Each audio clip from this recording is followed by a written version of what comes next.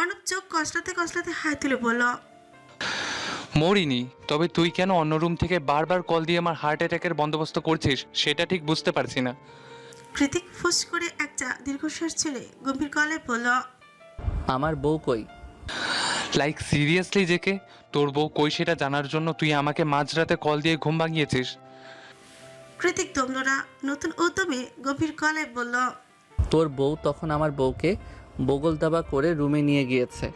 এখন দিয়ে যেতে বল, বউ ছাড়া আমার ঘুম আসে না। অর্ণব দীর্ঘশ্বাস ছেড়ে অসহায় সুরে কৃতিককে মানানোর চেষ্টা করে বলল, ভাই বিশ্বাস কর, এত রাতে এলির ঘুম ভাঙালে ও নির্ঘাত আমায় উষ্টা মেরে ইউএসএ পাঠিয়ে দেবে। কৃতিকের কথা অর্ণব সুকুচিত করে শুধল। তাহলে ট্রিক্স খাটা। ট্রিক্স খাটাবো মানে? কৃতিক নির্বিকার ভঙ্গিতে বলল, মানে আবার কি? তুই এই মুহূর্তে এলিসাকে কল করে বলবি তোর প্রচণ্ড পেট ব্যথা করছে, ঘরে বাইরে শুরু হয়ে গিয়েছে, এক্ষুনি হসপিটালে না গেলে বাইরে যাওয়ার আর উপায় থাকবে না, ঘরেই শুরু করতে হবে। কৃতিকের কথা অর্ণব নাকটা শিকই তুলে বলে উঠল, ইউ এইসব বলবো? ভাই এসব আমি বলতে পারবো না, তুই প্লিজ আজকের রাতটা একটু নিজেকে সামলা। কাল ভোর হলেই তোর বউকে আমি নিজে তোর হাতে তুলে দিয়ে আসবো, প্লিজ ভাই। অর্ণবের কণ্ঠে ভীষণ আকুতি, অথচ কৃতিক তাতে দুপছার আবেগ না ঠেলে কাট কাট কণ্ঠে বলল, যা বলেছি চুপচাপ তাই কর, নয়তো কাল এলিসা নয় আমি নিজেই তোকে কিক মেরে ইউএসএ পাঠিয়ে দেব। এরপর অর্ণব আর কিছু বলতে গিয়েও ভালো না, কারণ কথা বলার আগে পিক পিক আওয়াজ করে লাইন কেটে দেয় কৃতিক। অবশেষে অনেক ভেবেচিন্তে উপান্ত না পেয়ে বুকে মাথায় ক্রুশ রেখে এরিসার নাম্বারে কলটা করেই ফেলল অর্ণব। গভীর রাত, ঘুমে তলিয়ে আছে পুরো শহর। অত্যাধুনিক ভিলার প্রত্যেকটা জানালা হাট করে খুলে রাখা হয়েছে, সেখান থেকে বইতে থাকা ছিঁড়ে ছিঁড়ে হিমেল হাওয়াটা ঘুমটা গাঢ় হয়ে উঠেছে অরুর। ঠিক এমন হয়ে তলপেটে প্রচণ্ড ব্যথা অনুভব হতে ধীরে ধীরে কিছুটা তন্দ্রা কেটে গেল ওর। ঘুমের মাঝে মনে হতে লাগলো ও হাওয়ায় ভাসছে। প্রচণ্ড হাওয়ার তোড়ে লম্বা চুলগুলো উড়ে এসে আশ্রে পড়ছে ওর চোখে মুখে। কিন্তু ঘুমের মাঝে এমন অনুভূতি, অদ্ভুত অনুভূতি হওয়ার কারণটা কি? এটা কি স্বপ্ন? কতগুলো মস্তিষ্কে ক্যাচ করতে আকস্মাৎ চোখ খুলে ধরফরিয়ে উঠলো ওরু। হঠাৎ ঘুম ভেঙে লাফিয়ে ওঠায় কোথাও থেকে একটা পড়ে যেতে গিয়েও পড়লো না ও, কারণ কেউ একজন দৃঢ় হাতে সামনে রেখেছে ওকে। ঘুমটা পুরোপুরি ছুটে গেল এবার। উরু চারিদিকে তাকিয়ে বুঝতে পারে ওকে কাঁধে তুলে নিয়ে যাচ্ছে কৃতিক। অন্ধকারের মাঝে কৃতিকের উপস্থিতি টের পাওয়ার মতো ক্ষমতা উরুর আছে, কিন্তু এইভাবে ঘুমের মধ্যে অপহরণ করে তুলে নিয়ে যাওয়ার মানেটা কি? কেন যেন বিরক্তিতে শরীরটা চিরবিরে উঠল অরুর। কৃতিক সব সময় বাড়াবাড়ি করে, তাই অরু এবার ধাতস্থ হয়ে কৃতিককে কয়েকটা কড়া কথা শোনানোর প্রস্তুতি নিল। কিন্তু তার আগেই ওকে রুমে এনে বিছানায় ছুঁড়ে মারে কৃতিক। অরুকে বিছানায় রেখে এগিয়ে গিয়ে দরজা জানালাগুলো লাগিয়ে দিতে দিতে কঠিন স্বরে বলে, কোথায় ছিলি সারাদিন? সত্যি করে বল অরু। ব্যাস এক বলে ছক্কা হাঁকালো কৃতিক, যার ফলস্বরূপ অরুর সব হাওয়া ফুস। অরু ভেবেছিল কৃতিক হয়তো ব্যাপারটা ভুলে গিয়েছে এতক্ষণে, এখন হয়তো একান্তে অরুর সঙ্গ চায় বলে এভাবে তুলে নিয়ে এসেছে ওকে। কিন্তু না, এইটা তো giant Kritik, over possessive, over reacted. তার কাছ থেকে ছাড় পাওয়া কি এতটা সহজ? অরু ভাবছে দেখে কৃতিক আবারও এগিয়ে এসে অরুর মুখোমুখি হয়ে দাঁড়ায়। তারপর রাশভারী আওয়াজে শুদ্ধ হয়, কি হলো? এই ছোট্ট প্রশ্নের উত্তর দিতে এত সময় লাগছে কেন? আমি কি খুব কঠিন প্রশ্ন করেছি? অরু ভরকালো সামান্য তোতলানোর সুরে বলল, দেখুন, প্রত্যেকেরই তো একটুখানি প্রাইভেসি প্রয়োজন, তাই না? তাছাড়া আমি আপনাকে গ্যারান্টি দিয়ে বলতে পারি আমি কোনো খারাপ কাজ করিনি। অরুর কথায় সন্তুষ্ট হওয়ার তো দূরের কথা, উল্টো কৃতিকের দৃষ্টিতে অগ্নি স্ফুলিঙ্গ ফুটে উঠল মুহূর্তেই। তীক্ষ্ণ চোয়ালটা শক্ত হয় ব্লেডের মতো ধারালো হয়ে উঠল যেন। সে এগিয়ে গিয়ে বেডসাইড টেবিলের ড্রয়ার থেকে একটা চকচকে হ্যান্ডকাপ বের করতে করতে বলল, তোর মাঝে এমন কি আছে যা আমার অজানা অরু? কি এমন প্রাইভেসি এখন অবশিষ্ট রয়েছে যা আমি উন্মুক্ত করিনি? চল দেখবো আজ। কৃতিকের গতিবিধি পরখ করে অরু এবার ছোট ভেঙে কেঁদে উঠল। কাঁদতে কাঁদতে কৃতিককে মারানোর চেষ্টা করে কিছুটা আতঙ্কিত সুরে বলল, এমনটা করো না প্লিজ, এটা মোটেই উচিত হবে না, খুব বেশি অন্যায় হয়ে যাবে।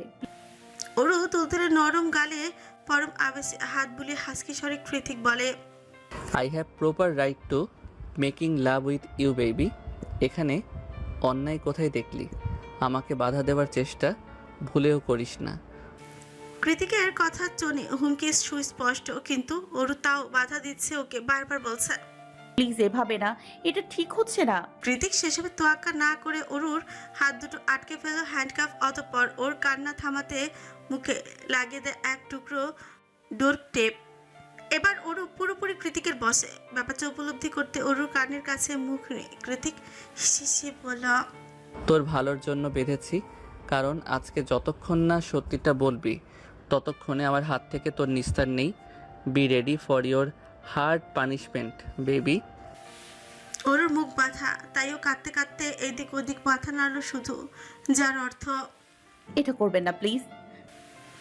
তবে কৃতিকার অপেক্ষা না করে নিজের সবটুকু আকর্ষণ উন্মাদনা অরুর মাঝে বিলিয়ে দিতে ডুবে যায় ভালোবাসার অতুল গহ্বরে। অবশেষে কৃতিকের দেওয়া অতিরিক্ত ভালোবাসার যন্ত্রণা সহ্য করতে না পেরে শেষ রাতে আকস্মিক নিস্তেজ হয়ে পড়ল অরু জ্ঞান হারিয়েছে। ব্যাপারটা বোধগম্য হতে কৃতিকের যেন ভ্রম কেটে যায়। নিজের মাঝের পৈশাচিক আর ডমিনেটিং ভাব উবে গিয়ে মুহূর্তের চোখে মুখে ঝরঝরে নেমে আসে একরাশ কাতরতা। সেই কাতর স্বরে অরুর গালটা আলতো করে ঝাঁকিয়ে ডেকে ওঠে Kritik. Baby are you okay না? খুব বেশি ব্যথা দিয়েছি? ওরও জবাব দেয় না। তা দেখে কৃতিকের পিলে চমকে গেল। এমনটা তো কখনো হয় না। কৃতিকের বারবারই হোয়াইট লাভ টর্চার এসব বেশ পছন্দ। ব্যাপারগুলো কৃতিকের নিকট রোমাঞ্চকর বলে ওরও মুখ বুজে সহ্য করেন সবটা, কিন্তু এমনটা তো কখনো হয় না। এর আগেও বহুবার এভাবে মিলিত হয়েছে তারা, কিন্তু ওরও আজ প্রথমবারই জ্ঞান হারালো। কিন্তু কেন? হাজারো অযথা চিন্তাদের বহর একসাথে ঘিরে ধরেছে কৃতিকের মন মস্তিষ্ক, কিন্তু এখন চিন্তা করার সময় নয়। যত দ্রুত সম্ভব ওরুর জ্ঞান ফেরাতে হবে। সেই ভেবে কৃতিক নিজেদের মাঝের বস্ত্রটুকু ঠিকঠাক করে তাড়াহুড়ো পায়ে উঠে গিয়ে অরুর হাত মুখ সব খুলে দিল। তারপর ওরকে ছোট বাচ্চার মতো করে কোলের মধ্যে নিয়ে ঠান্ডা পানির ছাড় দিতে লাগলো ওর চোখে মুখে। খুব বেশিক্ষণ নয়, মাত্র কয়েক মিনিটের ব্যবধানে অরুর চেতনা ফিরে এলো। অরুর চোখ খুলেছে দেখে ওকে বুকের মধ্যে শক্ত করে চেপে ধরে চোখ দুটো বন্ধ করে স্বস্তির নিঃশ্বাস নিল কৃতিক। ওদিকে চেতনা ফিরতেই প্রচণ্ড ক্ষোভের বশবর্তী হয়ে কৃতিকের থেকে ছিটকে দূরে সরে যায় ওরও এভাবে দূরে সরে গিয়েছে দেখে কৃতিক অপরাধী গলায় পড়ল, বেবি আসতে, তুই উইক। ওরও নাক টেনে ফুপিয়ে কেঁদে উঠল। এবার কাঁদতে কাঁদতে বলল, আপনি একটা জানোয়ার, আপনার জন্যই আমি উইক। এখন আবার দরদ দেখাচ্ছেন কোন মুখে? ওর আফসোসের কান্নার হৃদয় ছিঁড়ে যাচ্ছে কৃতিকের। ও এগিয়ে গিয়ে ওর মুখোমুখি হয়ে হাঁটু ভেঙে বসে পড়ে বলল, আই এম সরি হার্টবিট, আমি বুঝতে পারিনি তুই এভাবে হঠাৎ করে জ্ঞান হারাবি। তোর শরীরটা দুর্বল জানলে আমি কখনোই এমনটা করতাম না। আর হুট করে ব্লিডিং। কৃতিকের কথা শেষ হওয়ার আগে হাউমাউ করে কেঁদে উঠল অরু। কাঁদতে কাঁদতে দুহাতে কৃতিকের চুল খামচে ধরে বলল, আমার বাচ্চার কিছু হয়ে গেলে আমি তোকে ছাড়বো না জয়ন। অরু কথা শুনে কৃতিকের মাথা যেন আকাশ ভেঙে পড়লো।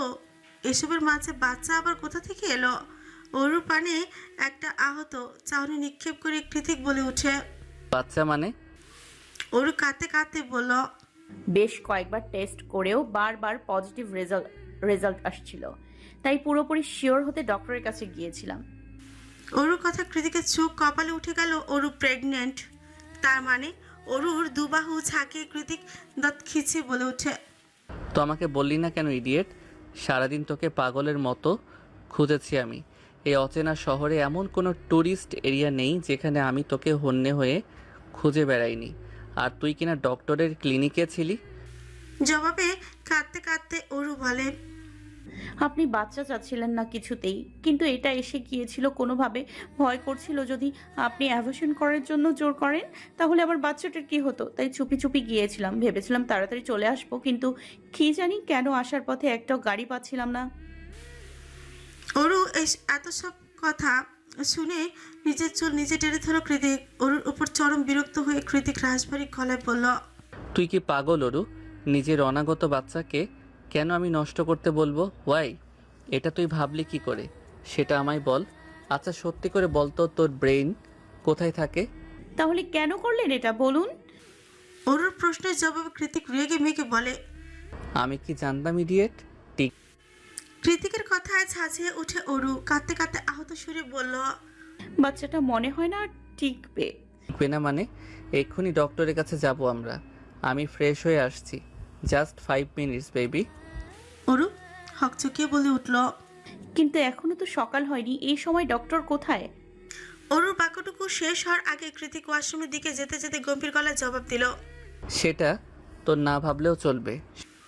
সকাল সকাল ঘুম থেকে উঠে আজ সবার প্রথমে ডাইনিং এ হাজির হয় সায়র আর নীলিমা। সায়র আগে ছিল আর নীলিমা ছিল পেছনে।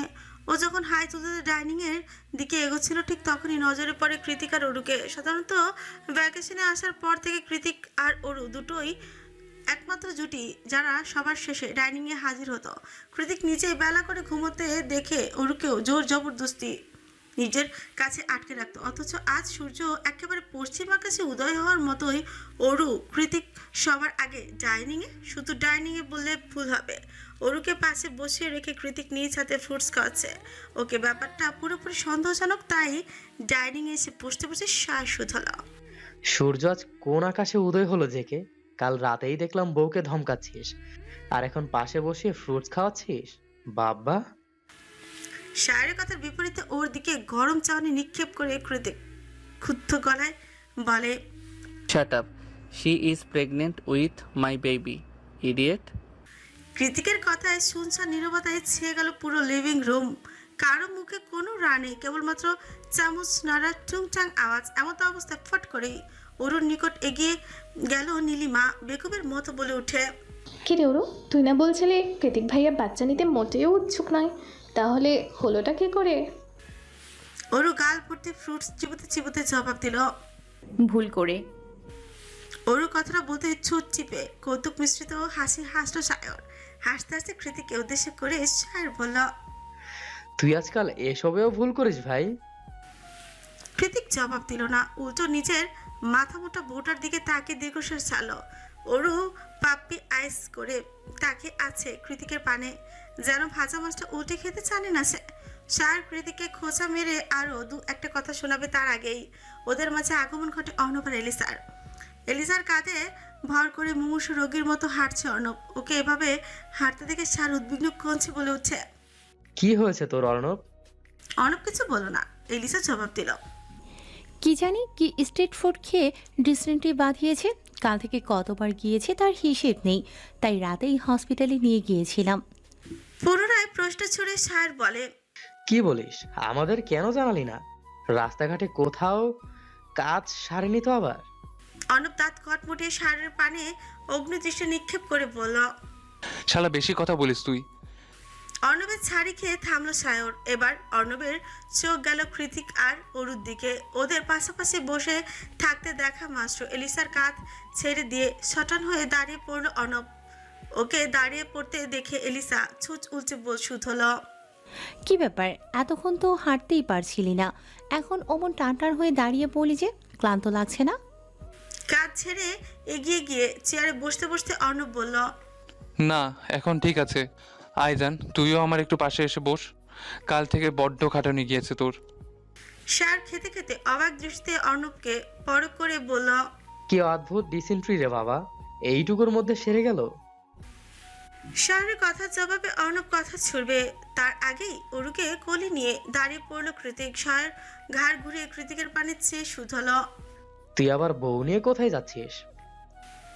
শাহরের কথার জবাব না দিয়ে কৃতিক ওদের সকলের উদ্দেশ্য করে বলল। আমরা আগামীকাল তোদের সাথে ইউএসএ ফিরছি না। ডক্টর অরুকে সম্পূর্ণ বেড রেস্টে থাকতে বলেছে। এই মুহূর্তে জার্নি করা পসিবল নয়, তাই আমরা আর কিছুদিন পরে ফিরব। কথা শেষ করে অরু সমেত রুমের দিকে পা বাড়ে কৃতিক। এদিকে শাহরের সব খটকা থেকেই যায়। ও আবার খাবার চিবোতে চিবোতে একা একা বিড়বিড়ায়। অদ্ভুত তো, আমার বউকে তো ডক্টর বেড রেস্টে থাকতে বললো না, অথচ ওর বউকে বললো কালকেই গিয়ে ডক্টর বেটাকে ধরতে হবে।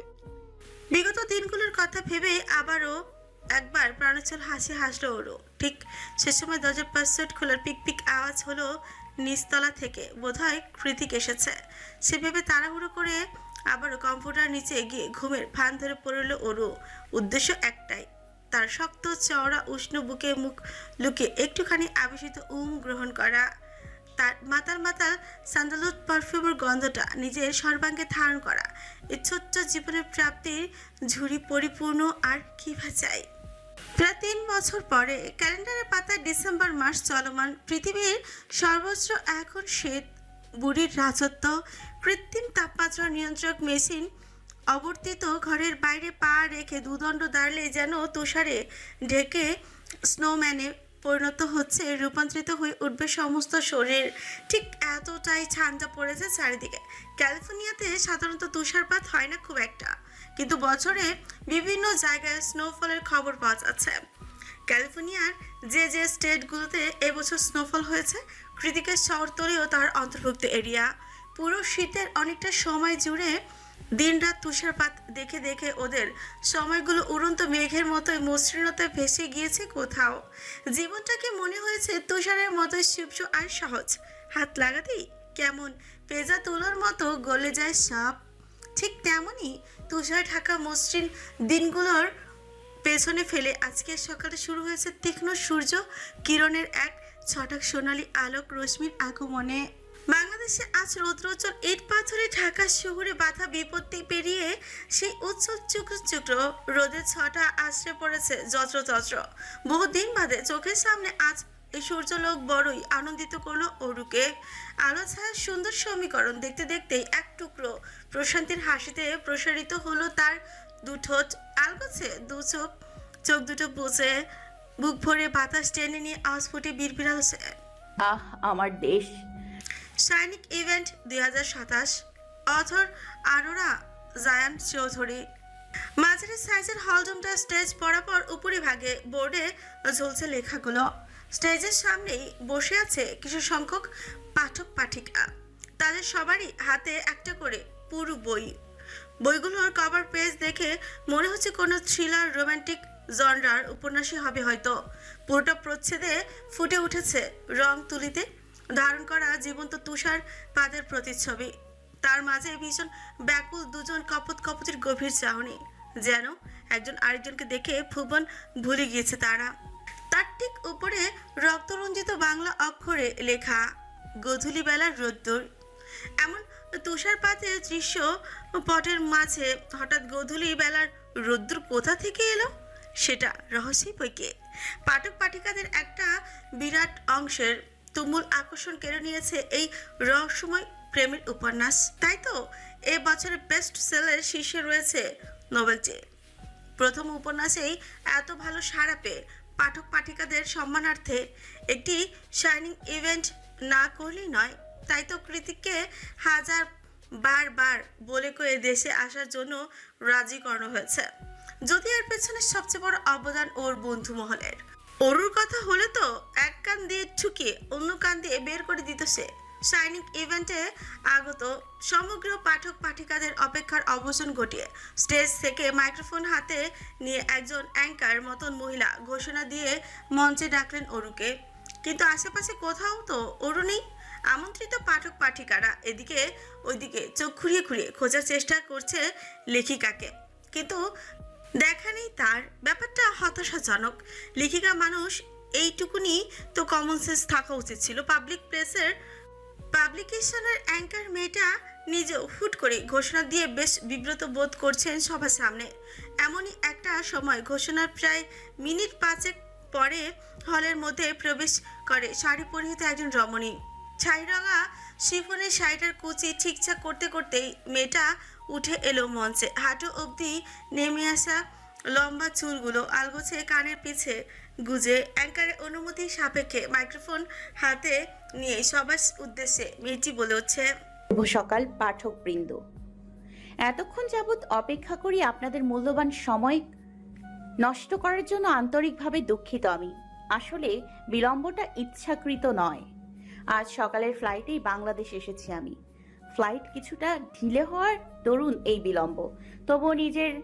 তবুও নিজের অপরিণামদর্শিতার জন্য আমি ক্ষমা প্রার্থী। অনুগ্রহ করে ক্ষমা করবেন আমায়। এ পর্যায়ে পাঠক পাঠিকাদের করতালিতে আওয়াজ শোনা গেল, যার অর্থ তারা সকলে লেখিকার ক্ষমা প্রার্থনা মঞ্জুর করেছেন। সকলের করতালির আওয়াজে মিষ্টি করে হাসল লেখিকা। অতঃপর পুনরায় মাইক্রোফোনটা মুখের সামনে এনে বলল, আমরা উপন্যাস নিয়ে কথা বলবো, এর চরিত্রগুলোর যথাযথ বিশ্লেষণ করব। তার আগে নিজের পরিচয়টা দিয়ে নিই। আমি অরোরা জায়ান চৌধুরী, গ্রাজুয়েশন ফাইনাল ইয়ারে অধ্যয়নরত, সেই সাথে পারিবারিক কোম্পানিতে ইন্টার্নশিপ করছি এবছর। লেখালেখিটা আমার পেশা নয়, আর না তো আয়ের কোনো উৎস। শখ করে লেখি আমি, কারণ আমি কল্পনা বিলাসী। কলমের আঁচড়ে কল্পনাগুলোকে জীবন্ত ফুটিয়ে তুলতে পারলে আত্মতৃপ্তি পাই আমি। যেহেতু আমার মূল পেশা কিংবা পড়াশোনার অংশ সাহিত্য নয়, তাই একটা উপন্যাস বইয়ের পাতায় আনতে আমার 3 বছর লেগে গেল। তবুও আমার এইটুকু ক্ষুদ্র জ্ঞানকে এতটা সমাদর করার জন্য আমি আপনাদের সবার প্রতি কৃতার্থ। পাঠকবৃন্দ, আমার মেয়ে তখন থেকে কাঁদছে, আর তুই এখানে ভাষণ দিচ্ছিস। এরপর বাক্যটা আর শেষ করতে পারল না ওরু। তার আগেই কোথা থেকে যেন একটা লম্বা মতো সুদর্শন যুবক উঠে এলো স্টেজে। তার কোলে 2 কি 2.5 বছরের একটা পিচ্চি বাবু মেয়ে। বাবুটার চোখ ছলছল করছে, চেরির মতো কোমল মিষ্টি নিষ্পাপ অধরকানা উঁচে গিয়ে ঠেকেছে চিবুক বরাবর। দেখে বোঝা যাচ্ছে এতক্ষণ ধরে কান্নাকাটি করেছে সে। মুখের সামনে মাইক্রোফোন থাকতে হলে উপস্থিত সকলেই শুনতে পেল তাদের লেখিকা মহাদয়কে বাচ্চাকে কাঁদানোর অপরাধে বড়সড় ধমকি দিয়েছে একজন লোক। কৃতিকের চারিতে অরু সামনে উপস্থিত সকলের দিকে তাকে অপ্রস্তুত হাসল। অতঃপর কৃতিকের পানে অগ্নিদৃষ্টি নিক্ষেপ করে 2 হাত বাড়িয়ে কোলে নিল মেয়েকে। মায়ের উষ্ণ স্পর্শ পেতেই মেয়ে কান্নাকাটি ভুলে আলতো করে মাথাটা এলিয়ে দিল মায়ের বুকে। মেয়ে তার মাকে কাছে পেয়ে শান্ত হয়েছে। ব্যাপারটা বুঝতে পেরে স্বস্তি নিঃশ্বাস ছাড়ল কৃতিক। মেয়েটাও হয়েছে বাবার ফটোকপি। সে অরুকা ছাড়া কিচ্ছু বোঝে না। এদিকে কৃতিকের দুনিয়া তার একমাত্র মেয়ে। মেয়ের কোনো অসন্তোষ কিছুতেই বরদাস্ত করে না সে। ওর স্টেজে দাঁড়িয়ে কিছুক্ষণ মেয়েকে আদর দিল, অতঃপর কৃতিকের দিকে অসহায় চাহনি নিক্ষেপ করে ছুট উল্চালো। কৃতিক তাতে কোনো পাত্তা দিল না, উল্চ ওর হাত টেনে ধরে ওকে স্টেজ থেকে নামাতে বলল, হয়েছে, আর ভাষণ দিতে হবে না তোর। আমার মেয়ের খিদে পেয়েছে, ওকে খাওয়াতে হবে। চলো এক্ষুনি। ওরু করুণ কমছে বলল, তাই বলে এভাবে ইভেন্টের মাঝখানে চলে গেলে ওরা তো আমাকে জরিমানা করবে। কৃতিক যেতে যেতে জবাব দেয়, করলে করুক, তোকে না এই মাসে স্যালারি দিয়েছি, সেখান থেকে দিয়ে দিবি। ওরু মুখ কালো করে বলে, আমার প্রথম স্যালারি ছিল ওটা। তাহলে আর কি, জরিমানা না দিতে পেরে জেলে যাবি। তখন আপনার মেয়ের কি হবে? ও তো কাঁদবে। ওরু কথায় জমে গেল কৃতিক। পেছনে ঘুরে নিজের ঘুমন্ত মেয়ের দিকে নিষ্প্রভ চোখে তাকিয়ে রইল কিছুক্ষণ। এটা তার সত্তা, তারই অংশ। ভাবলে ভেতরটা কেমন গুলি গুলি যায়। মায়ার জোরে ফুলে ফেপে উঠে হৃদয়টা। কৃতিকের জীবনে এখন 2টা মেয়ে, যাদের কাছে ও ভীষণ অসহায় আর ভীষণ কৃতজ্ঞ। এদের ছাড়া যে ওর দুনিয়াটা অচল, আর এই বাচ্চা মেয়েটা ওর সব কিছু। এই মেয়ের জন্য জীবনটা দিয়ে দিত বোধহয় দ্বিতীয়বার ভাবে না জয়ান কৃতিক। কৃতিকের জীবন কখনো নারীর টান ছিলই না, আর না ও মেয়েদের খুব একটা পছন্দ করতো কোনো কালেই। ওই জন্যই হয়তো উপরওয়ালা ওকে 2জন ভালোবাসার মেয়ে উপহার দিয়েছেন, যারা এই মুহূর্তে ওর সামনে দাঁড়িয়ে আছে। কি হলো? কি ভাবছো? আজকাল ওরু আপনি তুমি গুলিয়ে ফেলে। ব্যাপারটা দারুণ লাগে কৃতিকের। এই মুহূর্তেও সেই তুমি শুনেই ধ্যান ভঙ্গ হলো ওর। মেয়েটার দিক থেকে নজর সরিয়ে ওরুর কাছাকাছি এগিয়ে এসে কৃতিক বলল, ঠিক আছে যা, আমার মেয়ের জন্য তোর জরিমানার টাকা মওকুফ। এখন চল, তোদেরকে কৃতিক কুঞ্জে ড্রপ করে দিয়ে আমি একটু ফ্যাক্টরি ভিজিটে যাব। কথা শেষ করে ওরু সমেত আবার হন হনিয়ে হাঁটা দেয় কৃতিক। ওরু পুনরায় কৃতিককে বাধা দিয়ে বলল, আস্তে হাঁটুন না, শাড়ি পরে আছি, বাবুকে নিয়ে পড়ে যাব তো। কৃতিক থামলো। এরপর 2 কদম পিছিয়ে ওরুর কোমর চেপে ধরে ওকে নিজ বাহুতে তুলে নিতে বলল, বেবি, মেয়েকে শক্ত করে ধর। কৃতিকের কাণ্ডে থতমত খেয়ে গেল ওরু। সামনে হাইওয়ে, সবাই তাকিয়েছে, অথচ কৃতিকের তাতে কোনোরূপ হেলদোল নেই। সে মা মেয়েকে কোলে নিয়ে এগিয়ে যাচ্ছে পার্কিং লটের দিকে। এমন একটা বিব্রতকর পরিস্থিতিতে পড়ে অরু দাঁত খিচে তেতো কণ্ঠে কৃতিককে বলল, কি হচ্ছেটা কি? সবাই দেখছে, ভুলে যাচ্ছেন কেন? এটা আমেরিকা নয়, বাংলাদেশ। অরু কথা কর্ণপাত না করে গাড়ির দিকে এগিয়ে যেতে যেতে কৃতিক থমকালো ওকে। Shut up. সবার দিকে কে নজর দিতে বলে তোকে? Just focus on me and my daughter. কে আম্মা? মেরির রংমহল সবচেয়ে কর্নারে যে রকিং চেয়ারটা রয়েছে সেখানে বসে বেশ মনোযোগ দিয়ে ফিলোসফির একটা চমৎকার বই পড়ছিলেন আজমেরি শেখ। আজকাল অবসর বেশিরভাগ সময়ই এখানেই কাটান তিনি, একাই কাটান নিজের পছন্দের বইগুলোর সাথে। আজমেরি শেখের মতে বইয়ের মাঝে অন্যরকম একটা সুঘ্রাণ রয়েছে যা তাকে প্রশান্তি দেয়, আর নীরবে বসে একা একাই সেই বই সুঘ্রাণ বিশ্লেষণ করলে তো আর কথাই নেই। কিন্তু আজ সে নীরবতা বিঘ্ন ঘটিয়ে বই পড়া মাঝখানে মনোযোগ ক্ষুণ্ণ করে ভেসে এলো একটা ছোট্ট বাচ্চার আধো আধো গলার আওয়াজ। আচানক সেই অযাচিত ডাকে পিছনে ঘুরে নাচবে সে দেখলেন তার থেকে মাত্র কয়েক হাত দূরে একটা ছোট্ট বারবি ফ্রক পরিহিত বাচ্চা মেয়ে চুপচাপ দাঁড়িয়ে আছে। পায়ে তার আটকানো ভেলভেটের তৈরি লাল রঙা দুটো ব্যালোরিনা জুতো, পিঠ অবধি ছড়ানো রেশমের মতো হালকা বাদামি চুলগুলো সাবধানে হ্যালো কিটি হেড ব্যান্ড দিয়ে আটকানো, ফর্সা তুলতুলে তার শরীরের গঠন দেখে বোঝা যাচ্ছে কোনো আলালের ঘরের দুলালি হবে হয়তো, যার মাথায় চুল থেকে পায়ের নখ অবধি ভীষণ যত্ন ও আদরে মোড়ানো। বাচ্চা মেয়েটা হাসি খুশি মুখ দেখে আজমের শেখের চোখে সবার আগে ভেসে উঠল জায়ান্ট কৃতিকের রাগী চেহারাটা। কিন্তু মেয়েটা তো হাসছে, কি আশ্চর্য! আজমের শেখ খুব একটা ভাবলেন না, বরং হাতের ইশারায় করে কাছে রাখলেন বাচ্চা মেয়েটাকে। আজকারা পেয়ে মেয়েটা তৎক্ষণাৎ কুরকুরিয়ে দৌড়ে এলো। তিনি হাতের বইটা সাইডে রেখে হাঁটু মেরে মেয়েটার মুখোমুখি বসলেন, অতঃপর নরম গলায় বাচ্চাটাকে শুধলেন। গ্র্যান্ডমা কাকে বলে তা কি তুমি জানো? অবশ্য শিশুটি উপর নিচ মাথা নাড়লো, যার অর্থ সে জানে। তারপর অসাধারণ বুদ্ধিমত্তার পারদর্শিতা দেখিয়ে নিজে উচ্ছ্বসিত গলায় বলে উঠল, পাপা বলতে গ্রাম্মা মানে দাদু, নানু দুটোই। হাজমের শেখ বেশ অবাক হলেন, ভাবলেন এইটুকু মেয়ে ভালোই কথা জানে, তাই তিনি আরেকটু আগ বাড়িয়ে শিশুটিকে শুধলেন। আমিও যে তোমার গ্রানি, সেটা কে শেখালো তোমায়? মেয়ে তৎক্ষণাৎ জবাব দিল, পাপা। আজমের শেখ ক্ষণে ক্ষণে আশ্চর্য হচ্ছেন আজ কৃতিক তাহলে তার পরিচয় মেয়ের কাছে এভাবে তুলে ধরেছে। সারা জীবন তো দা কুমড়োর মতোই আচরণ করে এসেছে। এই 3 বছরের চিকিৎসার জন্য বহুবার ইউএসএ গিয়েছে আজমের শেখ।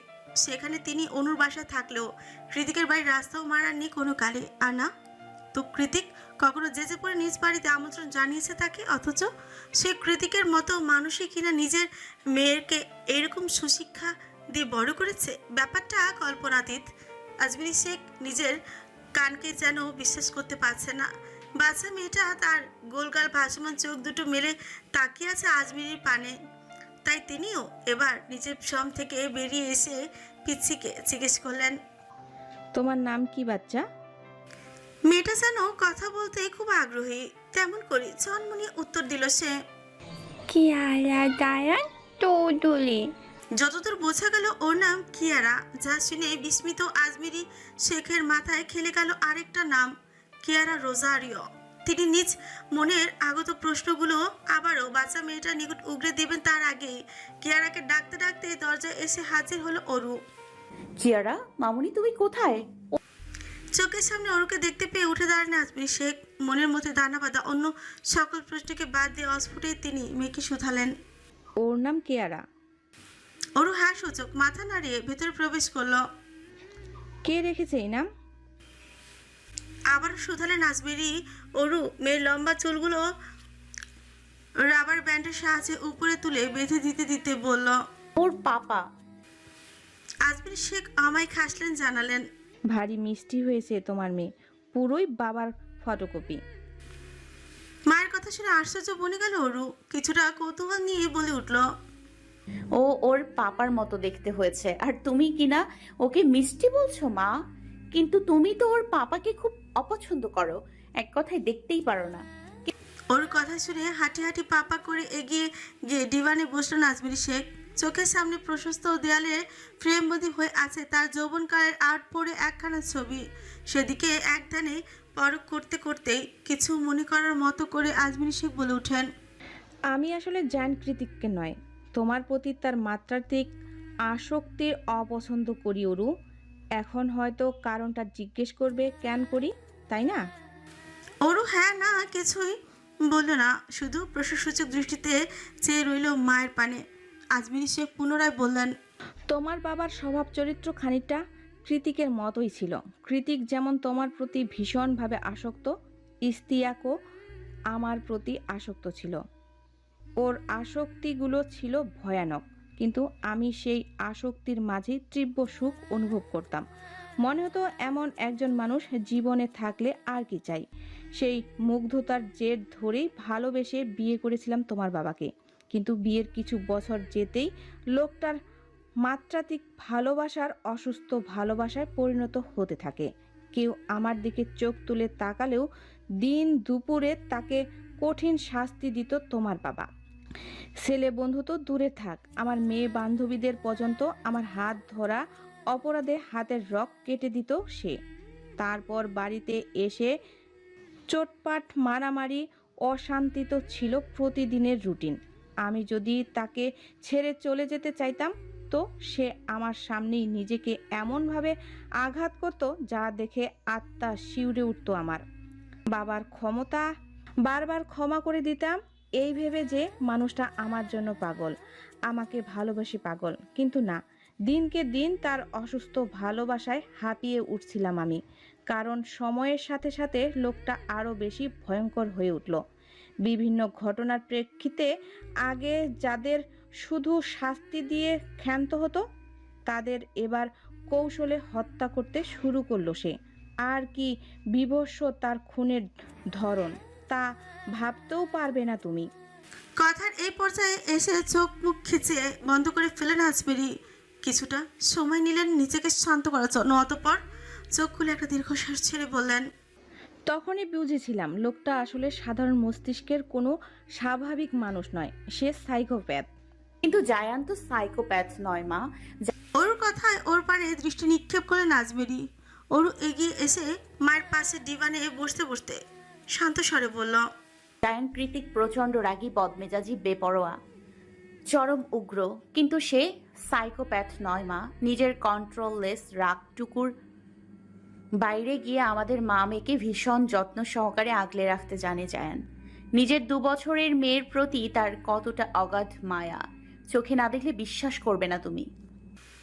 ওর কথায় আজমেরি মৃদু হাসলেন। ওর গালে আলতো হাত ছুঁয়ে তিনি বললেন, তা তো দেখতেই পাচ্ছি, তোমার আর তোমার মেয়ের সুখী বলে দেয় তোমরা আদত কতটা সুখে আছো। জায়ান কৃতিক তোমাদের কতটা ভালোবাসায় মুড়িয়ে রেখেছে। আজ প্রায় 3 মাস হলেও ফাইনাল সেমিস্টার পরীক্ষা দিতে ছোট্ট নিনিতকে নিয়ে দেশে এসেছে নীলিমা। ওদিকে বউ ছেলের শোকে বেশি দিন একা একা থাকতে না পেরে আজ কৃতিকের সাথেই একই ফ্ল্যাটে বাংলাদেশে উড়ে এসেছে সায়রও। গন্তব্য পুরান ঢাকার চিপাগুলি। অবশ্যই এছাড়া উপায় কি? পুরান ঢাকার চিপাগুলি নিবাসী শ্যামলতা মেয়েটাকে যে বড্ড ভালোবাসি ও। সায়র যখন নীলিমাদের দোতলা বাড়ির সামনে এসে দাঁড়ালো, তখন দেখলো মা ছেলে দুজনে অপেক্ষারত তার জন্য। ছাদে ওঠার সরু সিঁড়িতে গালে হাত দিয়ে চুপচাপ বসে তারা। এতগুলো দিন পর বাবাকে দেখে উৎকণ্ঠা চেঁচিয়ে উঠল নিনিত। গালে হাত দিয়ে বসে বসে ছিমুতে থাকা নীলিমাকে ঝাঁকিয়ে আলতো কঞ্চে বলে উঠল, মাম্মা, পাপ্পা। ছেলের কথা শুনে নীলিমা সামনে তাকাতেই দেখলো তাদের দিকে হাত বাড়িয়ে দাঁড়িয়ে আছে সায়র। এতগুলো দিন পর সায়রকে দেখতে পেয়ে ছেলেকে রেখে এক ছুটে গিয়ে স্বামীর কোলে উঠে পড়লো নীলিমা। অতঃপর ওর গলা জড়িয়ে কাঁদো কাঁদো খুঁজছে পড়ল। We missed you, Shayor. I miss you too jaan. কেমন আছো তুমি? সায়রের গলায় মুখ লুকিয়ে নীলিমা বাচ্চাদের মতো এদিক ওদিক মাথা নাড়িয়ে নাড়িয়ে বলল, ভালো নেই, তোমাকে ছাড়া আমি একটু ভালো নেই। প্রত্যুত্তরে মৃদু হেসে ওর পিঠে আদুরে হাত বুলিয়ে দিয়ে সার বলল, এই তো এসে গিয়েছে, এবার আর না নিয়ে ফিরছি না তোমাদের। ওদিকে ছোট্ট নিনির ছলছল চোখে বাবা মায়ের প্রেমলীলা দেখতে দেখতে হাত দুটো উপরে বাড়িয়ে ছুট উঠে ভীষণ করুণ সুরে বলে উঠল, পাপ্পা কলে। গেট দিয়ে বাড়িতে ঢুকতে কৃতিকের নজর এলো একটা ইয়ামাহা খচিত বাইক। ওর স্পষ্ট মনে আছে বছর 3 আগে দেশে ফিরে এই বাইকটা প্রত্যয় সাজে কিনেছিল, কিন্তু এটা তো গ্যারেজে পড়ে থাকে, মরিচা ধরে যাওয়ার কথা। এখানে এনে কে রাখলো এটাকে, তাও একদম ছকছকে তকতকে পরিষ্কার। এককালে কৃতিকের অন্যতম আবেগ ছিল বাইক রাইডিং। বাইক মানেই ওর কাছে থ্রিল, অ্যাডভেঞ্চার সবকিছু, যার দরুন এতদিন পর চোখের সামনে বাইকটাকে দেখতে পেয়ে সেটাকে এইদিক ওইদিক খুঁটিয়ে খুঁটিয়ে পরখ করতে লাগলো কৃতিক। ওদিকে সারা দিন পর পাপাকে দেখে অন্দরমহল থেকে ছোট্ট ছোট্ট পায়ে দৌড়ে বেরিয়ে এলো কিয়ারা। কৃতিকের কাছে এসে আধো আধো কঞ্চে জাগলো সে। পাপা ও পিঠে মেয়ের আদরে গলার আওয়াজ শুনে চোখ ঘুরালো কৃতিক। আসলে এটা কেয়ার অভ্যেস। কৃতিক বাড়িতে এলেই ও এই প্রশ্নটা করে, কারণ ওর মাম্মা বলে তোমার পাপা অফিসে গিয়েছে। কৃতিক হাঁটু ভেঙে বসলো মেয়ের মুখোমুখি হয়ে, অতঃপর আলতো হাতে ওর চুলগুলো ঠিকঠাক করে দিয়ে উদ্বিগ্ন গলায় বলল, এখানে তো অনেক গরম পাপা, চুলগুলো কেন খুলে রেখেছো তুমি? তোমার মাম্মা কোথায়? কিয়ারা বাচ্চা মানুষ, সে হাত দিয়ে পাপার শার্টের বোতাম নিয়ে খেলতে খেলতে জবাব দিল। টানে না। মেয়ের কথা তাৎক্ষণ কপাল কুঁচকে গেল কৃতিকের। অরুর উপর মেজাজটা চড়ে গিয়ে শক্ত হয়ে উঠেছে চোয়াল। কতটা কেয়ারলেস হলে এত বড় বাড়িতে বাচ্চা মেয়েটাকে একা ছেড়ে দিতে পারে মানুষ, সেই ভেবেই রাগ লাগছে কৃতিকের। ও তখনই কোনো কিছু না ভেবেই বাইরে থেকে গলা উঁচিয়ে ডাকলো অরুকে। পড়ু। কৃতিকের আওয়াজ পাওয়া মাত্রই অন্তর্মহল থেকে ছুটে এলো অরু। কৃতিক অরুকে কিছু বলবে তার আগেই মেয়েকে শাসিয়ে উঠলো অরু। চোখ পাকিয়ে বলল, খুব দুষ্টু হয়েছে তুমি কিয়ারা, সারা বাড়ি খুঁজছি আমি তোমায়, আর তুমি এখানে? পাপার পচা মেয়ে একটা তুমি। মায়ের কথা কেয়ারার গায়ে না লাগলেও কৃতিক কঠোর প্রতিবাদ জানিয়ে অরুকে উদ্দেশ্য করে বলল, পড়ু, খবরদার আমার মেয়েকে বকবি না তুই। বকবো না মানে? দেখেছেন ওকে খুঁজতে গিয়ে আমার হাতের কি অবস্থা হয়েছে? এই বলে নিজের ছিলে যাওয়া কোমল হাতটা কৃতিকের চোখের সামনে তুলে ধরল অরু। অরু ব্যথা পেয়েছে ব্যাপারটা বুঝে উঠতেই হকচকে উঠল কৃতিক। আকস্মাৎ ওকে কাছে টেনে উদ্বিগ্ন গলায় বলল, বেবি, বেশি লেগেছে? তুমি আমাকে বেবি কেন ডাকতো? বেবি তো আমি। মেয়ের কথায় অরু কৃতিক দুজনেই হতবাক। মেয়ে রাগ করেছে, গাল ফুলিয়ে দাঁড়িয়ে আছে সে। তা দেখে অরুকে ছেড়ে কিয়ারাকে কোলে তুলে নিল কৃতিক। কিয়ারা মুখ ঘুরিয়ে অন্যদিকে চেয়ে আছে। কৃতিক মেয়েকে মানানোর চেষ্টা করে বলল, তোমার মাম্মা আমার বেবি, আমার হার্টবিট, আমার সব, তাই ডাকছি। কিন্তু তুমি তো বেবি নও পাপা, তুমি তো আমার মা কিয়ারা জায়ান চৌধুরী, ভুলে গেলে? বাবা মেয়ের খুনসুটির মাঝে হুট করে পেছন থেকে অর্ণব এলিসার আওয়াজ শোনা গেল। কৃতিক পেছনে তাকিয়ে দেখলো অর্ণব, এলিসা, সায়র, নীলিমা তাদের পুচকু সমেত দাঁড়িয়ে আছে। সবার মুখে বিরক্তির ছাপ স্পষ্ট। শীতকাল হলেও দুপুরবেলা ভালোই সূর্যের তেজ পেরেছে। সেই তেজের সূর্যের আলোয় রক্তিম বর্ণ ধারণ করেছে সব কটার মুখমণ্ডল। কৃতিক ওদের দেখে আশ্চর্য হলো না, সব সময়ের মতোই ভাবলেছেন গলায় বলল, কিরে, তোরা এখানে কি করছিস? বাড়িঘর নেই? নিজ বন্ধুদের দেখে কৃতিকের কপাল কুঁচকে এলেও এই অচেনা দেশে পাপার বন্ধুদের দেখে কিয়ারার আনন্দ হলো খুব। কারণ কিয়ারা এই মানুষগুলোকে প্রায় তাদের ক্যালিফোর্নিয়ার বাড়িতে দেখতে পায়। সে পাপার কোলে বসে আনন্দে আত্মহারা হয়ে গলা ছেড়ে ডাকলো, আলতাই ভাইয়া। সঙ্গে সঙ্গে অর্ণবের কোল থেকে সাড়া দিল ওদের 3.5 বছরের ছেলে আর্থার সায়ন্ত। সে গলা উঁচিয়ে উচ্ছ্বসিত হয়ে বলল, কিয়ারা মনে? ওদিকে নিনিত যে এত করে চাইছে কিয়ারা তার সাথে একটু কথা বলুক, বন্ধুত্ব করুক, সেদিকে কোনো হেলদোল নেই কিয়ারা। সে পাপার কোলে থেকে জবরদস্তি করে নেমে দৌড়ে ছুটে গেল আর্থারের কাছে। পিচ্ছিগুলোকে সাইড করে সার এগিয়ে এসে কৃতিককে বলল, তোর সমস্যাটা কি জেকে? আমরা সবাই মিলে এতটা পথ জার্নি করে এসেছি। আচ্ছা, আমরা সবাই মিলে এতটা পথ জার্নি করে এসে গিয়েছিলাম অরুর সাইনিং ইভেন্টে। সেখানে গিয়ে শুনি তুই নাকি ইভেন্ট শুরু হওয়ার আগেই অরুকে নিয়ে চলে এসেছিস। এর মানেটা কি? হ্যাঁ, নিয়ে এসেছি। আমার মেয়ে কাঁদছিল তাই। সোজা সাপটা জবাব কৃতিকের। কৃতিকের কথায় চিরবিরে উঠল সাহেবের মাথাটা। ও দাঁত খিচে বলল, পাবলিকেশন লোকেরা তোর উপর বেজায় চটে আছে। তাদের এত বড় ইভেন্ট, এতগুলো টাকা সব পণ্ড করে দিয়ে এসেছিস তুই। তারা বসে থাকবে মনে হয়? মামলা করবে তোর আর তোর মেয়ের নামে। সায়রের কথা দুপাশার পাত্তা না দিয়ে কৃতিক চটে গিয়ে সায়রের গলা চেপে ধরে বলল, ওরু ওরু করছিস কাকে তুই? শালা কতবার বলেছি আমার বউয়ের নাম মুখে আনবি না তুই, কানে কথা যায় না? কৃতিককে ছাড়ানোর চেষ্টা করে সায়র গভীর গলায় বলল, সম্মান দিয়ে কথা বল জেকে, ভুলে যাস না আমি তোর আগে বাবা হয়েছে। কৃতিক ছাড় না, উল্টো হাতে জোর বাড়িয়ে সায়রকে চেপে ধরে বলল, হ্যাঁ, একদিন আগে হয়েছিস। ওই একদিন কেউ গোনায় ধরে বলে আমার মনে হয় না। সায়র কৃতিকের হাত ধরে টেনে টুনে ছাড়াতে ছাড়াতে বলল, হিটলারের বাচ্চা ছাড় আমাকে, বাচ্চারা দেখছে। একদিন আগেই হই আর 1 ঘন্টা আগে। তোর আগে বাবা তো হয়েছে, সো আই এম ফার্স্ট। তোর একদিনের ফার্স্ট আমি মানি না। কথাটা বলে সায়রকে আরো জোরে চেপে ধরল কৃতিক। ওদের কাণ্ড দেখে এবার রেগেই গেল এলিসা। দুটোকে দুই দিকে সরিয়ে বিরক্ত গলায় বলল, উফ, তোদের এই ফার্স্ট সেকেন্ড ঝগড়া করতে দেখে বিরক্ত আমি। সেই হসপিটাল থেকে শুরু করেছি, এখনও শেষ হওয়ার নাম নেই। সায়র নিজের মুছড়ে যাওয়া গলাটা ঠিক করতে করতে বলল, আমি ফার্স্ট সেটা আমি সারা জীবন বলবো, দরকার পড়লে মাইক হাতে নিয়ে ঢোল পেটিয়ে বলবো। ওর মেয়ের জামাইকে বাড়ি বয়ে গিয়ে ভাঙানি দিয়ে পর্যন্ত বলে আসবো যে তার অলরাউন্ডার শ্বশুরকে হারিয়ে দিয়েছি আমিই ফার্স্ট। শালা তুই বেশি কথা বলিস। এই বলে কৃতিক তেড়ে মেরে সায়রের দিকে এগিয়ে যাবে, তার আগে পেছন থেকে ওকে ডেকে উঠল ওরু। চলুন রাইডিংয়ে যাব। রাইডিং ছেড়ে দেওয়ার এতগুলো বছর পরে ওরুর মুখে এমন একটা কথা শুনতে পেয়ে আকস্মাৎ পেছনে ঘুরল কৃতিক।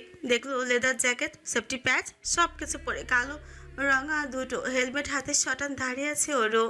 দেখে মনে হচ্ছে ঘর সংসার ছেড়ে ছেড়ে এখনই বাইকার স্বামী সমেত নিরুদ্দেশ হতে চাইছে। ওরুকে এভাবে হেলমেট হাতে দাঁড়িয়ে থাকতে দেখে কৃতিক এক ভ্রু কুঞ্চিত করে শুনতে পায়নি এমন ভাব দেখিয়ে শুধল। কি বললি? কোথায় যাবি? ওরু নির্লিপ্ত কণ্ঠে জবাব দিল, আমি রেডি, বাইক রাইডিংয়ে যাব আপনার সাথে। অসম্ভব, আমরা কোনো বাইক ফাইক রাইডিংয়ে যাচ্ছি না। এক্ষুনি ভেতরে গিয়ে এসব ড্রেস চেঞ্জ করে আয়। সন্ধ্যা হোক, মেয়েকে সহ লং ড্রাইভে নিয়ে যাব, এখন নয়। সবার সামনে কৃতিকের স্পষ্ট ধমকে মুখ কালো হয়ে গেল ওরুর। তবুও গলায় কিছুটা সাহস ধরে রেখে বলল, আমার জন্যই তো আপনি আপনার শখের রাইডিং বাদ দিয়েছেন, এখন না হয় আমার জন্যই করুন। ছাড়। কৃতিক স্থির মূর্তির ন্যায় দু পকেটে হাত গুজে দাঁড়িয়ে শক্ত গলায় বলল, রাইডিং আমার শখের, সেটা কে বলল তোকে? লিসেন, এই পৃথিবীতে কিয়ারা জায়ানের চেয়ে শখের জিনিস আমার আর কিচ্ছু নেই, আর সেটা তুই আমাকে উপহার দিয়েছিস। আর কোনো শখ অপূর্ণ নেই আমার। কৃতিক রেগে যাচ্ছে দেখে এলিসা এবার এগিয়ে এসে ওদের মধ্যে আগ বাড়িয়ে বলে উঠল, নিয়ে যা না জেকে, এমন করছিস কেন? ওর শখ করে তোর কাছে আবদার করেছে। No way. স্বামী স্ত্রী মাঝখানে এলিসা এভাবে কাকুতি মিনতি করছে, তবুও কৃতিক নিজের কথায় অনড়। ব্যাপারটাতে বেশ অপমানিত হলো ওরু। ও তৎক্ষণাৎ হেলমেটটা মাটিতে ছুঁড়ে ফেলে দিয়ে হনহনিয়ে এগিয়ে গেল অন্দরমহলের দিকে। তবে ভেতরে প্রবেশ করার আগে ওকে হ্যাচকা টানে কোলে তুলে নিল কৃতিক।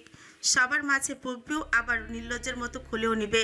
কৃতিকের এসব পাগলাটে বিহেভিয়ার দেখে দেখে অভ্যস্ত ওরু, তাইও নিজেও বিরক্ত হয়ে কৃতিকের থেকে নিজেকে ছাড়ানোর বৃথা চেষ্টা করে ঝাঁঝিয়ে উঠে বলল, আমাকে। কৃতিক ওরুকে সামলে বাইকের দিকে এগিয়ে যেতে যেতে বলল।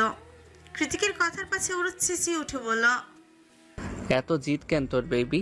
কোনো কিছুতে এখন আর তোর সাথে পেরে উঠি না আমি, সব সময় হেরে গিয়ে স্যারেন্ডার করি। মেয়েটাকে উপহার দিয়ে একেবারে জায়ান কৃতিকের মাথা কিনে নিয়েছিস, উল্টাপাল্টা যা মন চাই তাই আবদার করে বসে থাকিস, কিচ্ছু বলতে পারি না আমি। যাব না আমি আপনার সাথে, ছাড়ুন। কৃতিক ওরুকে বাইকে বসিয়ে দিয়ে বলল, তুই যাবি, তোর ঘাড়ও যাবে, চুপচাপ বস। অতঃপর হেলমেট পরে বাইক স্টার্ট করতে করতে কৃতিক এলিসার দিকে তাকিয়ে বলল, মেয়েটাকে দেখে রাখিস এলি, মেয়ের মায়ের রাগ ভেঙে গেলেই ফিরে আসবো। আর যদি আজ রাতে না ফিরি তাহলে বুঝবি মেয়ের বাবা একটু প্রাইভেসি চাই। He just craving for his wife. সব কিছু সামলে নিস আর ফোন করিস। সবসময়ের মতো বন্ধুকে আশকারা দিয়ে হাত নেড়ে বিদায় জানালো এলিসা। তৎক্ষণাৎ কৃতিক কুঞ্জের গেট ছাড়িয়ে বেরিয়ে গেল বাইকটা। কৃতিক চলে গেল, সায়র একাই বিড়বিড়ালো, শালা নির্লজ্জ একটা, মেয়েটাকে অবধি নিয়ে গেল না। এলিসা শাড়ির দিকে অগ্নিদৃষ্টি নিক্ষেপ করে দাঁত কট মুটিয়ে বলে উঠল, চুপ করবি তুই? আমি জেকেকে খুব ভালো করেই চিনি।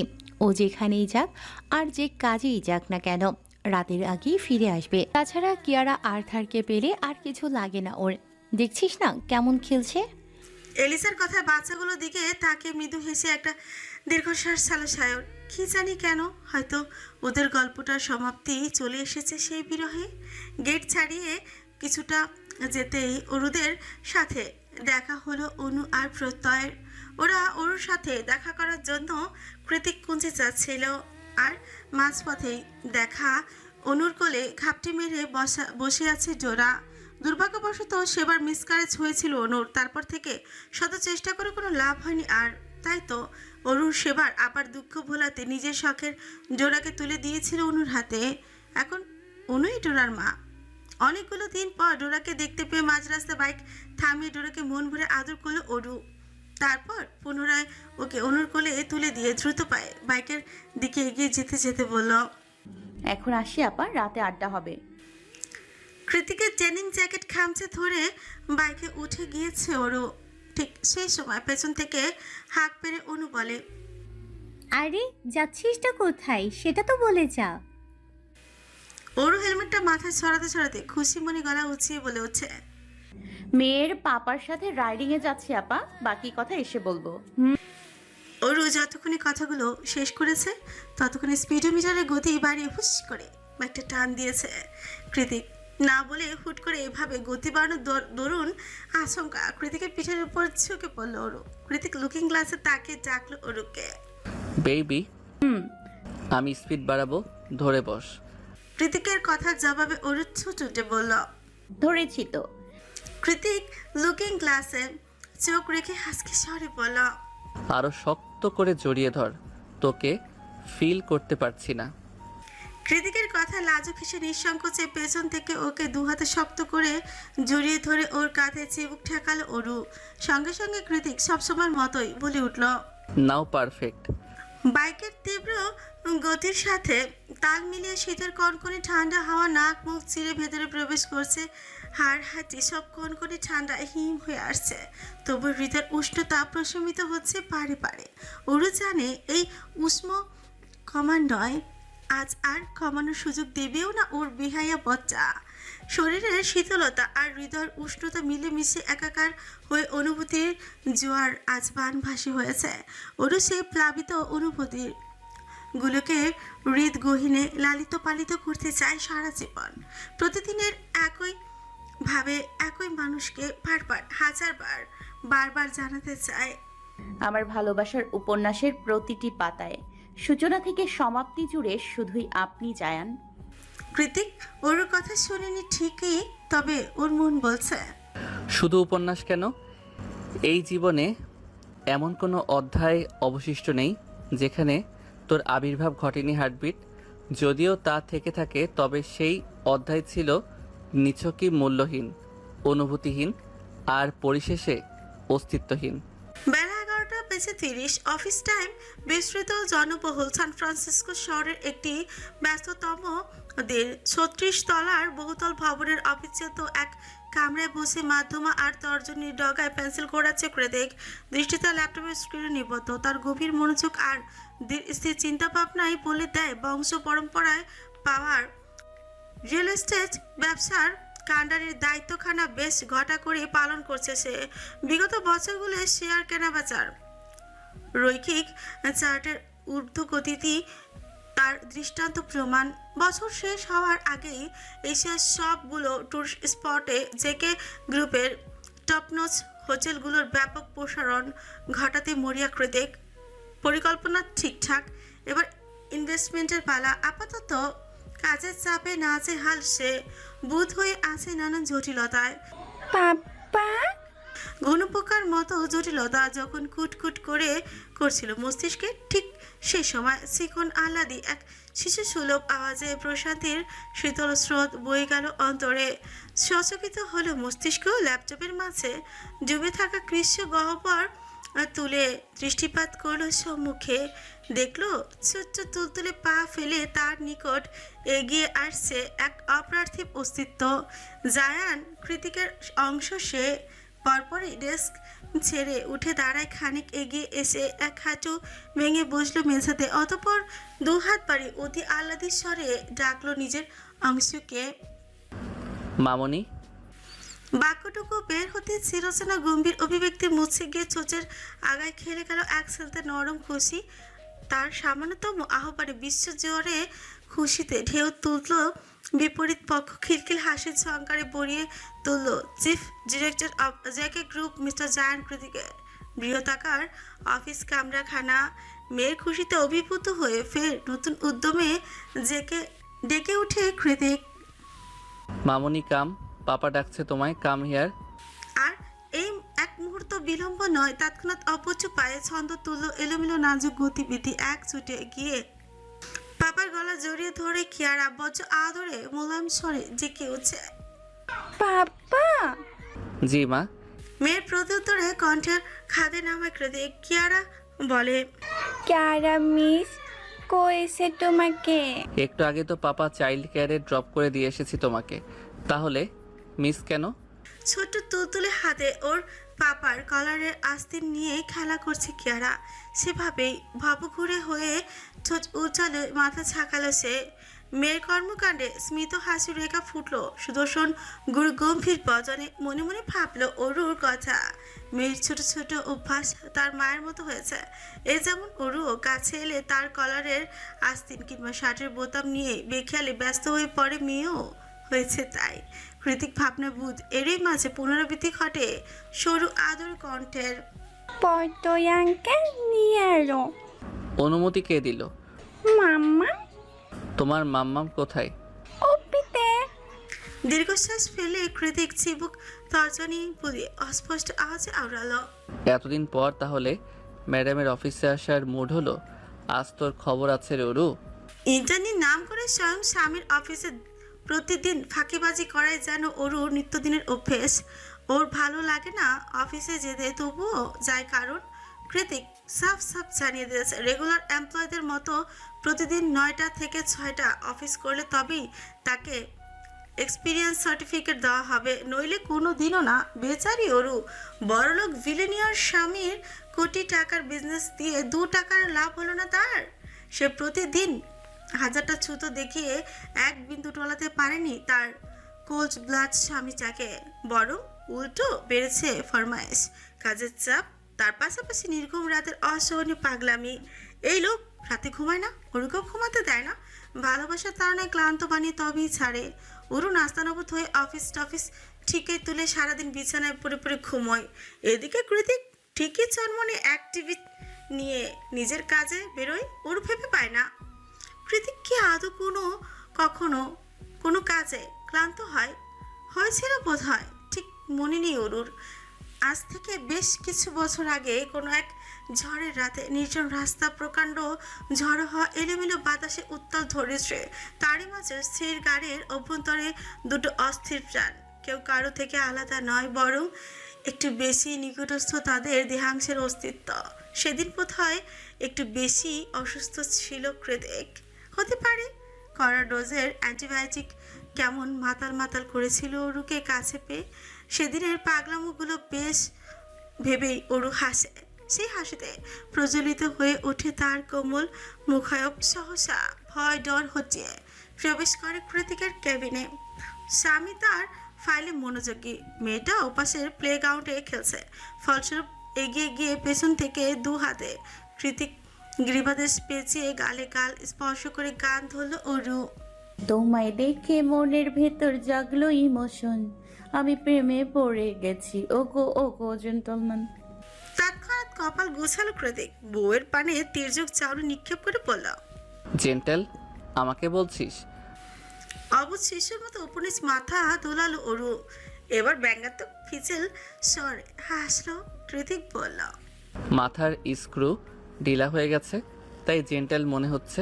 সারাক্ষণ তো অসভ্য বলে ডাকিস, আমি তো মাঝে মধ্যে ভুলেই যাই আমার নামটা আসলে কি, কৃতিক নাকি অসভ্য?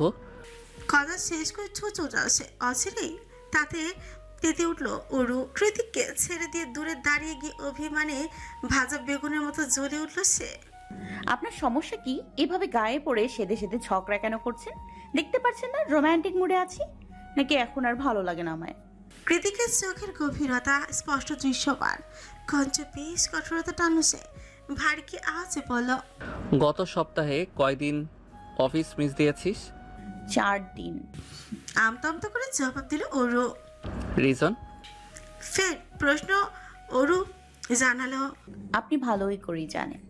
দীর্ঘশ্বাস ছাড়লো কৃতিক বলল, তুই যেটার কথা বোঝাতে চাইছিস সেটা কখনোই অফিস মিস দেওয়ার কারণ হতে পারে না। পৃথিবীর সকল দম্পতিকেই এ ধরনের নির্ঘুম রাতের মুখোমুখি হতে হয়। ইভেন আমিও তোর সঙ্গে রাত জেগেছি, কষ্ট নিশ্চয়ই আমার কম নয়। কই আমি তো অফিস মিস করি না কখনোই। আড়লে মুখ ভাঙালো অরু, চিবিয়ে বিড়বিড়ালো।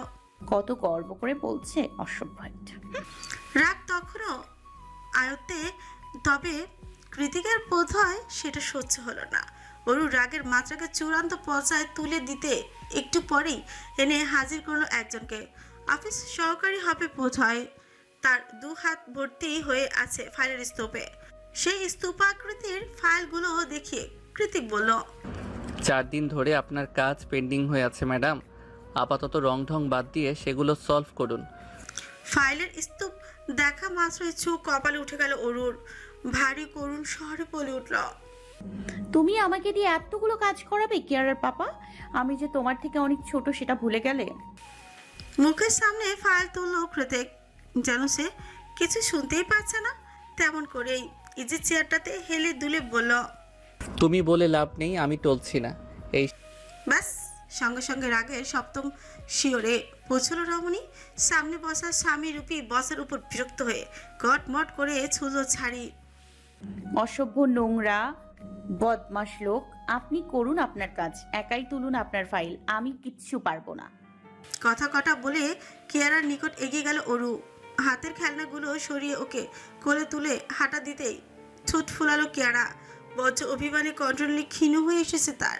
ডেস্কে বসা পাপার পানে টলমলে চাহনি নিক্ষেপ করে মেচে বলতে লাগলো, আমি পাপার কাছে থাকবো, এখানে খেলবো। কোথায় যাচ্ছ মাম্মা?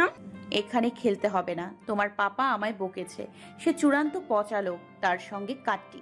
তুমি হলে মাম্মার লক্ষ্মী বাচ্চা, তাই মাম্মার কাছে থাকবে, বুঝেছো?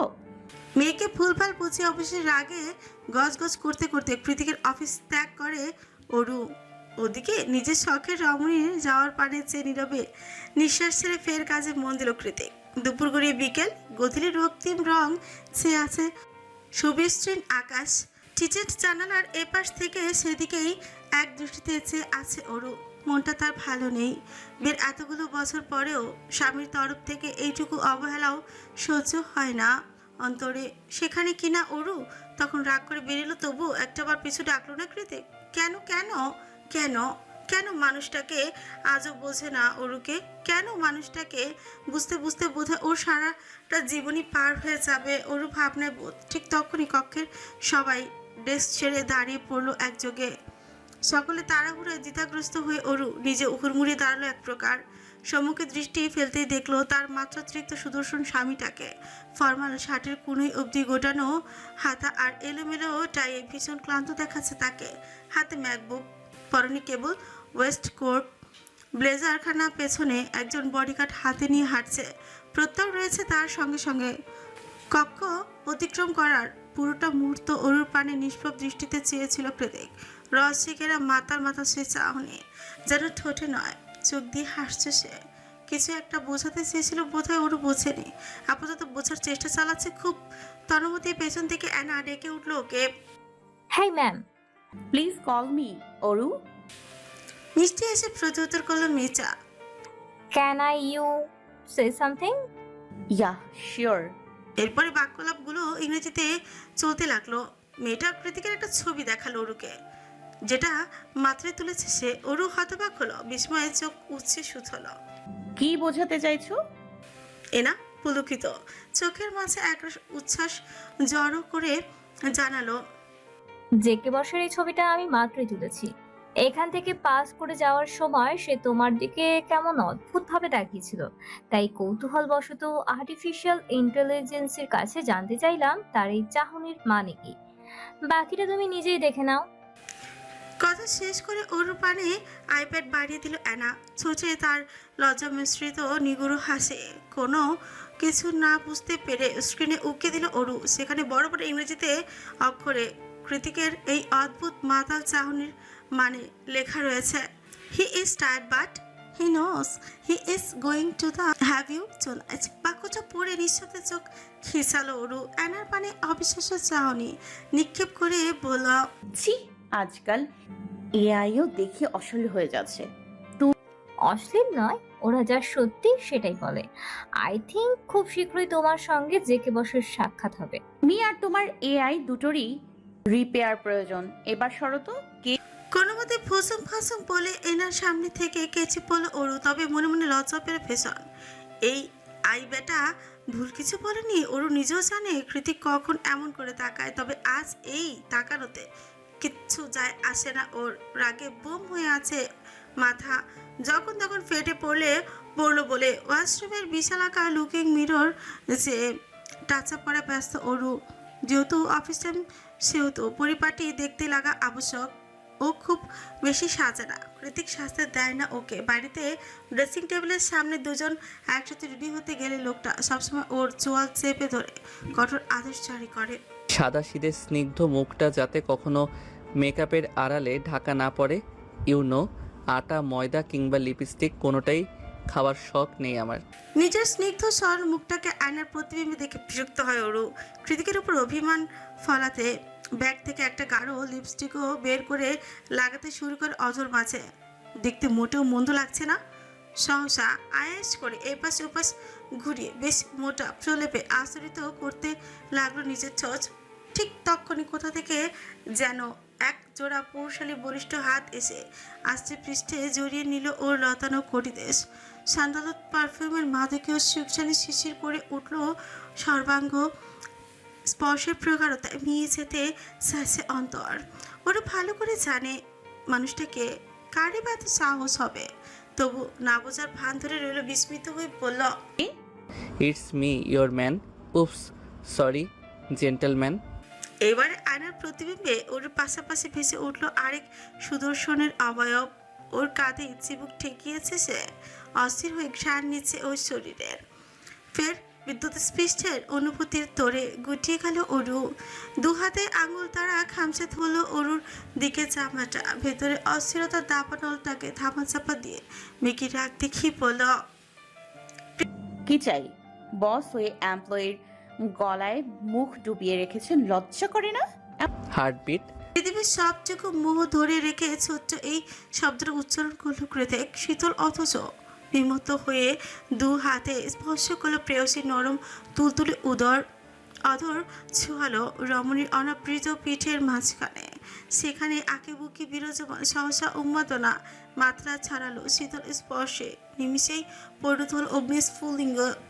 নাজুক মেয়েটা সর্বাঙ্গে আগুন জ্বলতে মোটেও দ্বিধা করল না তারা। যারা প্রথমবারই সেই শিহরণ জাগিয়ে তোলে অন্তরে। খেই হারালো অরু।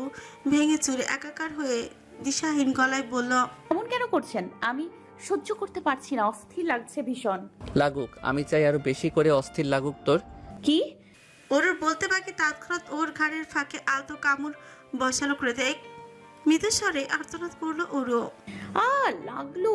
ফের হাসকি আওয়াজ ভেদ করলো কণ্ঠতালু। হুশ, হার্টবিট। নিরবিচ্ছিন্ন কক্ষ জুড়ে কেবল দুজন মানবীর কাছে আসার প্রবণতা। কৃতিক বাকি কথা বলার আগে ওপাশের ওয়াশরুম থেকে বেরিয়ে সরু গলা চেঁচিয়ে উঠল কিয়ারা, পাপা তুমি মাম্মামকে মারছো কেন? সঙ্গে সঙ্গে দূরত্ব বাড়ালো ওরা। আস্তে করে আলাদা হয়ে গেল দুটো প্রাণ। নাজেহাল অরু হুড়মুড়িয়ে ওয়াশরুম ত্যাগ করলো তক্ষুনি। কৃতিক এগিয়ে গেল মেয়ের নিকট। গোলগাল কৌতূহলী চোখ মেলে এদিকে চেয়ে আছে তার অংশ। কৃতিক এগোতেই ফের প্রশ্ন করলো কিয়ারা, তখন বকতো আবার এখন মেরে তো মাম্মামকে কাটছে পাপা, মাম্মাম কাটছে পাপা। টলমলে বদনে কথাটা বলতে ছুট ভেঙে কান্না শুরু করে দিল কিয়ারা মেয়ের কাছে। কিঙ্কর তবু বিমুখ হয়ে গেল কৃতিক। হতচকিত দৃষ্টে মেয়ের পানে তাকিয়ে ভীষণ অসহায় সুরে জানালো, আমি তোমার মাম্মাকে মারিনি পাপা। মেরেছো, মাম্মাম রাগ করে চলে গেতে। ফের চিৎকার করে কান্না। এদিকে কৃতিক পড়েছে মহা মুশকিলে, না পারছে মেয়েকে বোঝাতে কিছু, আর না তো এমত অবস্থায় ওয়াশরুম থেকে বের হলে নির্ঘাত এই মেয়ে চোরে চোরে বলবে, তুমি আমার মাম্মামকে মেরেছো। তখন কি কোম্পানির চিফ ডিরেক্টরের মান সম্মান থাকবে? আদৌ মনে হয় থাকবে না। বিনা অপরাধে বউ পেটানোর দায় নিয়ে সারা জীবন ঘুরতে হবে তাকে, যার সাক্ষী হয় স্বয়ং তার একমাত্র কন্যা। অজ্ঞতা উপায়ন্তর না পেয়ে ওয়াশরুমে বসে মেয়েকে কোলে তুলে নিল কৃতিক। এদিক ওইদিক হেঁচে হেঁচে কান্না থামানোর প্রয়াসে বারংবার কপালে চুমু খেতে খেতে বলতে লাগলো, কিয়ারা, আমার মা কাঁদে না বাবা, ভুল হয়ে গেছে পাপার, সরি বলছি, আর কখনো মারবো না তোমার মাম্মাকে, প্লিজ কান্না থামাও। ও অফিস টাইম শেষ হয়েছে। বহুক্ষণ পার্কিং লটে একাই দাঁড়িয়ে রয়েছে ওরও। মেজাজ তার সপ্তমে। রাগের তোরে অপচু হাতে কালো মার্সিডিজে বারংবার কিল ঘুষি হাঁকাতে ব্যস্ত সে। গাড়ি চালাতে না পারার দুঃখে মনে মনে নিজেকেও মারছে দু চার ঘা।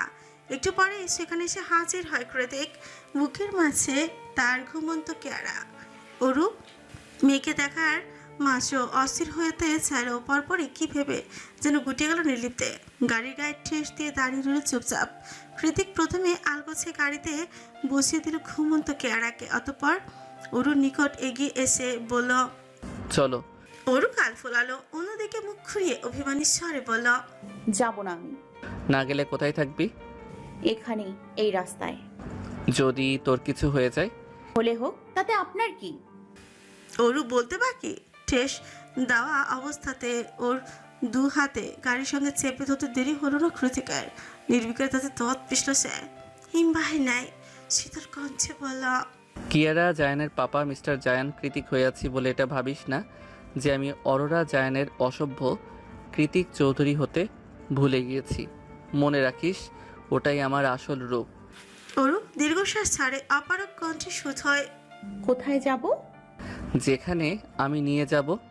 বাক্য শেষ করে অরুকে ছেলে গাড়িতে বসায় কৃতিক। অতঃপর কোথাও একটা কল করে জানায়, মেয়ে বায়না ধরেছে সে আজ তার আর্থার ব্রাদারের সঙ্গে ঘুমাবে, কারণ তার পাপা বউকে নিয়ে লেট নাইট ডেটে যাচ্ছে। কল কেটে যেতে কপাল কুঁচকে গেল অরুর। কণ্ঠনালীতে বিস্ময় ধরে রেখে বলে, লেট নাইট ডেট মানে? কোথায় নিয়ে যাবেন আপনি আমায়? কৃতিক জবাব দেয় না। গাড়ির ক্লাচারে পা দাবিয়ে প্লেলিস্ট চেক করে একটা গান চালিয়ে দেয় শুধু। ক্যা জানে তো মেরে ইরাদে লে যাऊंगा सांसे चुरा के। যেতে যেতে গভীর হয়ে আসে রাত। আধারে ঘুটঘুটে হয়ে অমনিশার আকাশ। গাড়ির মন্থর আলোয় খানিক পাতে পাতে মেয়ে আর তার মায়ের পানে নিগুড় দৃষ্টিপাত করে কৃতিক। ওর শোধ হয়, কি দেখছেন? স্মিত হেসে হিসি জবাব দেয় জায়ান কৃতিক চৌধুরী, ওরূপে অরুর অসভ্য পুরুষ। আমার দুনিয়া। দুজনের মনের গহনে বিস্তৃত সুপ্ত অনুভূতির আদান প্রদান বোধ হয় শেষ হবে না আজ আর না তো সমাপ্তি ঘটবে সঙ্গীন প্রণয় শক্তির। শুধু পাল্টে যাবে দৃশ্যপট। ইয়ামাহা খচিত নীলচে বাইকটা মাইলের পর মাইল পেরিয়ে গিয়ে একসময় আড়াল হয়ে যাবে দৃষ্টি সকলের। পশ্চিম আকাশে সিঁদুর রাঙা হয়ে ধীরে ধীরে আধারে ভিড়ে তলিয়ে যাবে সূর্য কিরণ। অস্ত যাবে ধরণী। তবুও মুগ্ধ শালিকের ন্যায় ডানা ছাপটানো একজোড়া হৃদয়ের আজ আর পায়তারা মিলবে না নিরে ফেরার। তারা আজ পাখির মতোই অবাধে দাপিয়ে বেড়াবে পুরো শহর জুড়ে। এই যেন তাদের দৃঢ় প্রতিজ্ঞা। গল্পটি আপনাদের কাছে কেমন লেগেছে? ভালো লাগলে অবশ্যই লাইক কমেন্টস করবেন, পুতুলের সঙ্গে থাকবেন। সবাই ভালো থাকবেন, সুস্থ থাকবেন। আল্লাহ হাফেজ।